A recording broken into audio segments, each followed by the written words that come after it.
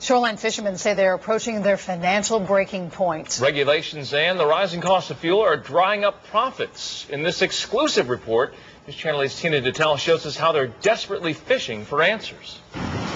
The fish business is anything but booming in Stonington. With restrictions on fluke and scup, Gambardella Wholesale Seafood is barely able to stay above water. Actually, I'm ready to close the doors. I don't think I could survive anymore. But Mike Gambardella, like the struggling fishermen at Stonington Dock, are dedicated to their industry, so they're not ready to give up just yet, even though they find it hard to stay afloat. I'm so far into debt right now, I can't even see daylight. Their concerns have not fallen on deaf ears. Yes, right. Good to see you. Congressman Courtney has visited these docks before and is back to find out how he can help. Rising fuel costs and, again, some of the arbitrary rules that the federal government imposes on these guys is really making it extremely difficult. Now, this is something you didn't usually see here at Stonington Docks, especially on a beautiful sunny day like this. But if you take a look over here, you can see that almost every inch of dock space is now covered with a fishing boat. And that's because these boats don't leave the docks anymore.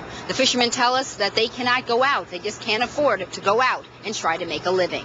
The cost of fuel for their boats and the trucks to bring the fish to market cost more than they make on their restricted catch. I'm glad somebody's starting to realize how bad we're getting hit. Frank Russo is hopeful Congressman Courtney will bring what he hears here. Well, why can't our federal government increase the catch a little bit for us?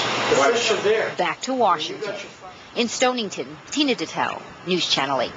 Congressman Courtney did have a bit of good news for the fishermen. Starting in September, seafood as well as produce will have to indicate the country of origin so folks know if what they're buying is locally grown or caught.